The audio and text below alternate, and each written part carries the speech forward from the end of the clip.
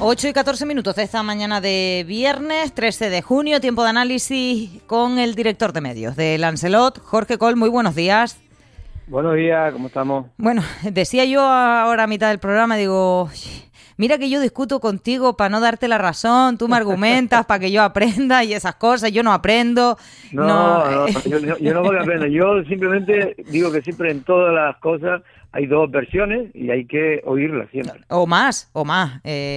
Exactamente. Bueno, Pero como mínimo dos siempre. Que ayer me quedaba a mí, yo sé que es lo más superfluo de todo, ahora te preguntaré, pero me quedó a mí en la retina cuando dijiste ayer en el Café de Periodistas, bueno, yo creo que desde que el Partido Socialista y el propio Pedro Sánchez vio las informaciones que procedían del País y la cadena SER, pues el hombre se lo pensó, incluso que si abandonaban al soldado Sánchez, esas son tus palabras, no las mías, pues que tendrían un serio problema. Y es que ayer, en la comparecencia, en la rueda de prensa de Sánchez, aludió, dice, no, bueno, al ver que medios tal, que no nos harían daño, pues publicaban tal, digo, chacho, al final no van a importar, digamos, las presiones ni de la militancia, de sus propios, de la propia gente del Partido Socialista o de las investigaciones judiciales o tal, sino que parece que el timón lo vira, en este caso, esos medios de comunicación. Ahora el PSOE y el gobierno están en shock. Pero es verdad que si algo ha demostrado Pedro Sánchez en todo este tiempo es aplicar su manual de resistencia, y ayer fue una prueba más en la rueda de prensa que ofrecía después de más de 30 días sin dar ningún tipo de declaración en ruedas de prensa ni en ningún foro. En este sentido, es evidente que aplicó el manual, que es primero, pues ir de víctima, en el sentido de decir, oiga, yo soy el engañado, soy el traicionado por este hombre, por el señor Cerdá. Es verdad que, hombre, una vez te pueden traicionar y es culpa del que te traiciona. Fue el caso de Ábalos. 2 veces ya pues, empieza uno a dudar que la culpa puede ser de quien nombra a esas personas para que cuide el gallinero, ¿no? Y la realidad es que son las 4 personas, Koldo, Cerdá, Ábalos y Pedro Sánchez, los de la famosa fotografía del Peugeot, donde iban los 4, pueblo por pueblo, con mucho mérito, por cierto, para intentar recabar el apoyo de la militancia, y lo consiguió en 2 ocasiones. Una contra el señor Madina y luego contra la señora Susana Díaz, lo cual tiene su mérito. Pero evidentemente hoy lo que hay que analizar para mí, Erika, que fue un poco lo que te decía ayer, es si con esto que se sabe, con lo que se ha conocido, con todo lo que está ocurriendo, con el tema de Díaz, porque ahora se olvida, uno de los casos de corrupción van superponiéndose uno a otro y se va olvidando del último, ¿no? Pero la verdad es que solo nos acordamos del último, quiero decir, pero no del resto.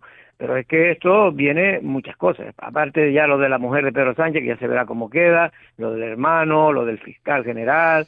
En fin, todo esto que está tal, ahora viene lo de Koldo y Ábalos, que era muy grave, pero ya es que es el secretario de organización, el hombre de confianza. Y digo que en la rueda de prensa ayer, retomo, jugó el papel de víctima, de decir que fue el traicionado y que se van a tomar medidas. Claro, si las medidas que se toman fueron como la de nombrar al señor Cerdá, pues la verdad es que no van a servir para mucho. Y ahora la pregunta del millón. Porque que el señor Pedro Sánchez intente resistir va en su ADN, que el PSOE intente resistir va en su ADN. Lo que no se sabe es si el ADN del resto de partidos que lo apoyan van a seguir apoyándolo. Y mi teoría, que te lo digo, me puedo equivocar, es que la situación es bastante insostenible. Es decir, por mucho que Pedro Sánchez tenga un manual de resistencia, esto es bastante insostenible. Aguantar como él pretende 2 años más en esta situación, yo creo que va a ser muy complicado para cualquier gobierno, incluso hasta para el de Pedro Sánchez. Ahora bien, insisto, y te lo dije ayer, los socios que apoyan al gobierno de Pedro Sánchez y el propio Sumar, que está en el gobierno, son los primeros interesados en que no hayan elecciones adelantadas. Por 2 cosas.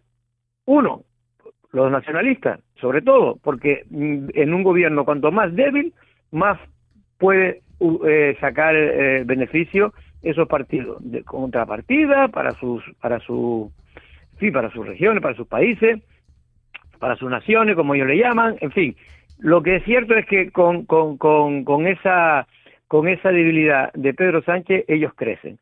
Y luego, la izquierda, tú dirás, hombre, pero ¿cómo va Izquierda Unida, que está dentro de Sumar? ¿Cómo van a permitir esto? ¿O Podemos? ¿Cómo va a permitir y seguir apoyando un gobierno en fin, con todo lo que se está conociendo?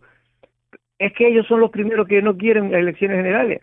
¿Por qué? Porque si tienen elecciones generales, pues entonces se demostrará pues el poco apoyo que tienen dentro del electorado, como apuntan todas las encuestas. Es que Sumar prácticamente desaparece. Es que es muy complicado. Entonces ellos son los primeros que tienen que mantener, en este caso, al soldado Pedro Sánchez. Voy a subrayar eso que has dicho, porque esto es interesante que la gente se plantee esa pregunta, creo. ¿Quién no quiere porque continuamente miramos a la figura de Pedro Sánchez y al gobierno de Pedro Sánchez y decimos, por ejemplo, el PP le reclama su dimisión, la convocatoria de elecciones, pero ¿a quién le interesa más que no exista adelanto electoral? ¿A Pedro Sánchez o a los socios de gobierno? Esa es la pregunta que tú me acabas de contestar, pero hombre, por subrayarla. A los dos le interesa, pero por eso Pedro Sánchez está un poco seguro, porque sabe que los socios son los primeros que le dicen, Pedro, aguanta lo que sea, porque si no, esto se va para el traste, porque todas las encuestas y con lo que está cayendo, ahora mismo, si seguramente se hicieran unas elecciones, pues el PSOE de nuevo perdería las elecciones, a lo mejor sacaría más, lo que dicen hasta hacía una semana antes de conocerse el caso Cerdá, pues parece que el PSOE aumentaría, pero no aumentaría 3, 4, 5 diputados, que no le va a dar porque por la parte de la izquierda alternativa, pierde más de 30, por lo tanto va a ser imposible que puedan gobernar, no se puede producir este gobierno, a no ser que el PSOE obtenga unos muy buenos resultados, cosa que no es previsible y más con lo que está cayendo.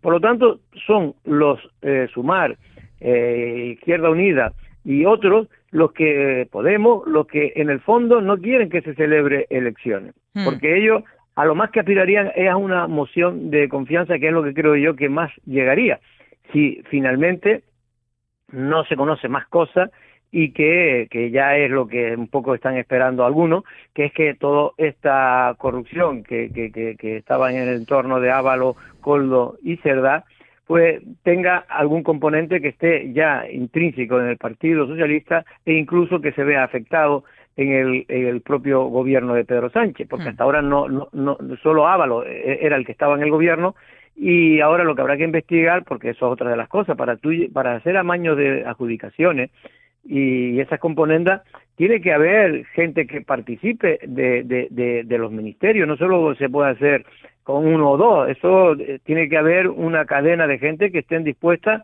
a corromperse o de alguna manera a mirar para otro lado, porque si no es muy complicado que se puedan adjudicar obras amañadas, ¿no? Tiene que haber una participación, porque ni el señor Cerdá, ni el señor Ábalos participan, ni el señor Koldo participa en las adjudicaciones.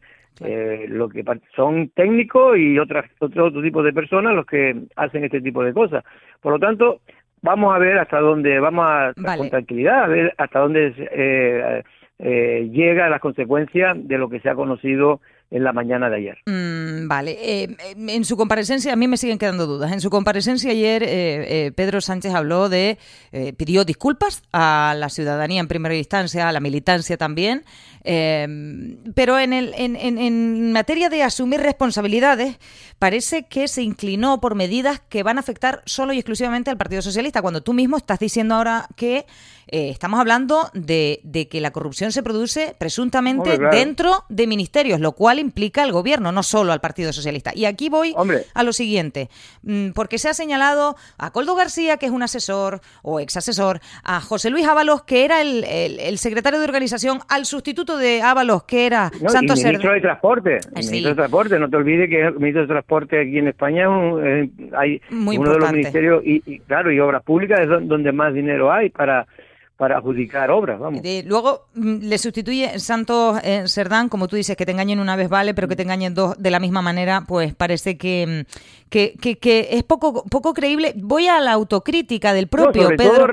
Dime. Sobre todo responsabilidad. Es decir, que tú, te puede engañar una persona, oye, la persona te puede engañar una vez, pero claro, si tú eliges 2 veces mal, ya tú tienes que tener algo de responsabilidad, por lo menos moral, me refiero. A eso es a lo que voy. Ayer, y esto es importante, no solo Pedro Sánchez le hicieron la pregunta de si iba a adelantar las elecciones y si él iba a encabezar al Partido Socialista de cara a unas próximas elecciones, y dijo que sí. Eso es lo que yo te quiero preguntar, porque tengo la sensación, ayer escuchaba varias declaraciones del Partido Socialista, gente que es que el Partido Socialista tiene gente muy trabajadora, muy honrada, de ideales, que tal, o sea, se han llevado un palo increíble, y yo creo que no es momento de hacer leña del árbol caído, pero sí de pedir responsabilidad y exigirla a quien toca. Y yo no sé si tú crees que esto va a ser una sangría si Pedro Sánchez decide mantenerse él.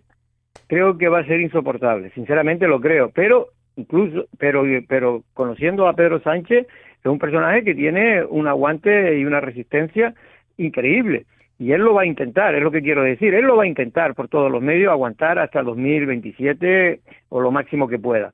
Yo lo que no sé es si va a aguantar la sociedad española y puede aguantar la presión de que va a haber, incluso ya de medios que son cercanos, por no decir de la línea del Partido Socialista, pero que están ya replanteándose que esto ya huele muy mal, que esto no puede, y que le va a perjudicar. Ellos son gente de izquierda y que quieren que siga gobernando de izquierda, pero saben que o hay una remodelación total, incluso algunos hablan hasta de refundación del Partido Socialista. Gente, estoy hablando gente que he oído ayer estuve escuchando todas las tertulias, varias tertulias a nivel del Estado, y efectivamente había gente que yo lo escucho todos los días, que son defensores de Pedro Sánchez y del PSOE y del proyecto socialista y del gobierno socialista, que ya replanteaba que la situación se podía complicar mucho si no se tomaban medidas muy drásticas. Y ellos lo que apuntan es que los más radicales incluso hablan de refundación del Partido Socialista, pero lo que están apuntando es someterse, por lo menos como mínimo, a una moción de confianza entre los socios. Pero a los socios tampoco les interesa que se haga una moción de confianza, porque se quedarían retratados, tendrían que apoyarlo. Claro, la excusa es decir, hombre, es que para apoyar un gobierno, para que pueda gobernar PP y Vox, pues prefiero seguir con este gobierno. Pero entonces es una teoría diabólica, porque eso significaría que podría hacer lo que quisiera de corrupción el PSOE siempre, que no pasaría nunca nada, porque va a gobernar el PP y Vox. Es decir, esto no tiene un pase desde el punto de vista de un análisis mínimamente democrático. Por lo tanto, yo creo que la situación, el partido está en shock, el gobierno está en shock. Vamos a ver cómo sale de esta Pedro Sánchez. Lo va a intentar, en mi teoría, va a resistir, y los socios también le van a recomendar que resistan, pero yo creo que va a haber una presión social tan importante que no sé si puede, por muy resistente que sea el búnker de Pedro Sánchez, que aguanta todas las bombas que le tiran, o por lo menos las ha aguantado hasta ahora, pueda seguir resistiendo. Es que Pedro Sánchez no es el Partido Socialista, es miembro del Partido Socialista, pero no es el Partido Socialista. El Partido Socialista son muchas más personas que yo entiendo que también tienen algo que exigirle y que pedirle. En fin, cambio de asunto, Jorge. Un asunto que no me dio tiempo a tratar con los compañeros, porque la Asociación de Alquiler Vacacional cree que el decreto del vacacional del Gobierno Central, precisamente, podría expulsar, y esto es serio, o sea, esta cifra me parece alta, yo no sé si es infundada o realmente, pero bueno, así lo ha dicho la presidenta de ASCAF, Doris Borrego, que podría expulsar al 90% de los propietarios, no porque quieran, sino porque no podrían someterse a ese decreto del vacacional en los términos en los que se plantean. Y aquí sí me gustaría decir que se ha dicho por activa y por pasiva que la gran mayoría de las viviendas vacacionales que hay en Canarias, y cuando decimos la gran mayoría creo que ronda el 93%, está en manos de pequeños propietarios, lo cual supondría un golpe serio cuando hablamos justamente de reparto de la riqueza que deja el turismo, etc, etc, etc. Mira, yo en esto siempre mantengo el mismo discurso. Más allá de este decreto, es verdad que ya Borrego decía que también la ley que va a aprobarse pues, posiblemente en los próximos meses del alquiler vacacional de Canarias también decía que el 80% de la oferta desaparecería, ¿no? Yo creo en fin, que es verdad que va a desaparecer mucha oferta, porque por el tema de si se mantiene el criterio de que tienen que tener las actividades clasificadas, para entenderlo, que tiene que tener las mismas condiciones para poder abrir poner en vacacional tu casa que un hotel, porque te van a exigir las mismas cosas. Me refiero que tenga extintores, que tenga salida de emergencia, perdón, que tenga pues una serie de muchos, porque según qué ayuntamiento pueden ser hasta 10 o 15 requisitos. Pero bueno, en cualquier caso digo que con eso efectivamente muchas casas de vacacional normal al uso no podrían superar ese examen. Pero yo creo que por otra parte es necesario regularizar el alquiler vacacional. Lo digo como una cuestión yo creo que no se le puede exigir lo mismo y es un criterio, oye, y los técnicos saben más que nosotros, pero esto es una opinión. Yo creo que hay que tener unos mínimos, que es lo que tiene que tener una casa que se pone a alquilar a unas personas, de seguridad sobre todo, pero tampoco poner una casa como lo que se le exige a un hotel, porque sería imposible para el 90% o el 99% de las casas. Por lo tanto, yo creo que es bueno que saque una ley de regulación. Yo creo que en el trámite parlamentario tendría que ajustarse a ver si se puede o no el tema de las actividades clasificadas, porque ese va a ser el meollo de la cuestión, para que puedan pasar el examen o no la mayoría. Y luego, una vez que esto pase, lo que habrá que hacer es ver si funciona, porque estas cosas a veces se hacen cosas y funciona peor. Entonces vamos a ver si funciona, pero es evidente que Canarias y no puede soportar tampoco un exceso de alquiler vacacional, porque ahí en el fondo también se puede ver desde la otra parte del sector turístico como una competencia desleal, y en parte tienen razón y en parte no, porque yo soy de los partidarios también, que es una forma que el turismo es una riqueza para todos, y oiga, y que se reparta entre mucha gente, pues también es positivo, desde el punto de vista de que hay mucha gente precisamente que antes era reacio al turismo y ahora cuando se ven beneficiados de alguna manera de que tienen una casa y la pueden alquilar, ellos van en verano, pero en invierno pueden sacar un dinero, en fin, pues esto hace que haya un ambiente también favorable al sector turístico en general y al negocio del turismo. Por lo tanto, yo creo que es un tema complicado, pero es necesario una regulación. Ya para terminar, porque acaba de estar con nosotros el consejero de Obras Públicas, Viviendas y Transportes del Gobierno de Canarias, Pablo Rodríguez, para hablar eminentemente de viviendas, y le preguntábamos evidentemente por la anulación del plan supletorio de Yaiza, y una de las cuestiones que nos decía, que estoy diciendo la cifra así que me la acaba de comentar, no la tengo ni apuntada, sino que me la apunté en la cabeza, creo que hablaba de que entre las viviendas, entre Maneje y Playa Blanca habrían unos 50 millones de euros, si yo no me equivoco, y que no se puede permitir, que no van a permitir que se pierda, pero que es verdad que tienen que estudiar el caso concreto de lo que ha ocurrido con el planeamiento en Yaiza. Quiero decir que más allá de las declaraciones que se han hecho esta semana, la inseguridad jurídica está ahí, o sea, es una cosa que no beneficia, y además en un municipio muy delicado, en el sentido de que Playa Blanca, Yaiza, los distintos núcleos, hombre, son distintos a otras zonas que a lo mejor vemos que no pueden crecer tanto, que no se pueden modernizar tanto, que no pueden invertir tanto. El municipio de Yaiza sí tiene, digamos, capacidad espacial de inversión, ¿no? Y proyección, sí. Pero esto Hombre, ahora mismo Yaiza es el municipio, digamos, puntero de Lanzarote, en el sentido de que es donde todavía se puede hacer más inversiones, donde se puede todavía crecer más, y en fin, y yo creo que ahora mismo también es el destino de mayor calidad turística, el que tiene más hoteles de más estrellas, y por lo tanto tiene una oferta turística muy interesante y muy apreciada. Ayer estuve precisamente en Playa Blanca y da gusto estar allí, ver cómo estaba la avenida, a pesar de que es un mes que no es el mejor mes de turismo, porque cuando es temporada baja, que aquí baja no hay, pero bueno, de temporada donde vienen menos turistas, que es mayo y junio, ¿no? Pero ahora la expectativa, ya me comentaba algunas personas de la restauración que comenté, que ellos saben, son el termómetro, la restauración allí es el termómetro de saber cómo está si tú ves los restaurantes llenos, si ves tal, es que el turismo está funcionando perfectamente, y cuando no, pues pasa lo contrario. Y bueno, y lo que quiero decir es que ahora vamos a ver, efectivamente, el tema de la suspensión sin duda es un problema que se le va a crear a Yaiza.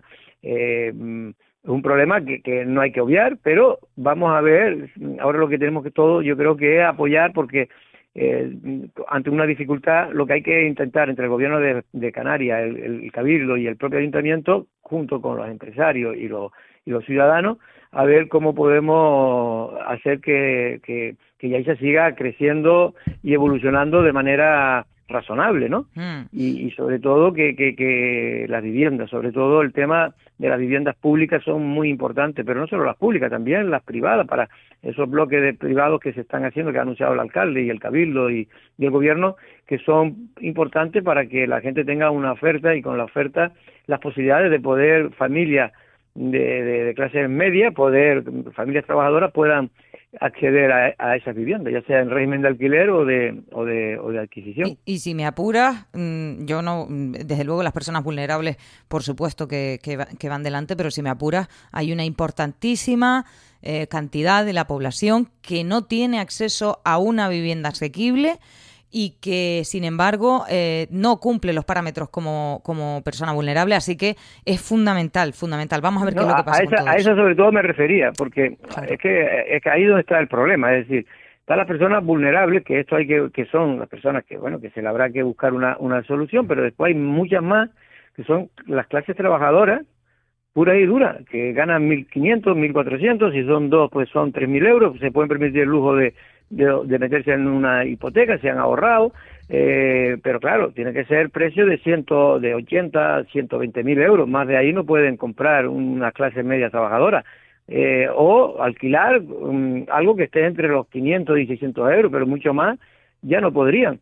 Y eso es lo que hay que aspirar, ¿no? Es lo que hay que intentar conseguir. Bueno, vamos a ver qué es lo que pasa con todo esto. En fin, viernes movidito. Jorge Coll, director de medios de Lancelot. Gracias, buen día. Hasta luego, un abrazo.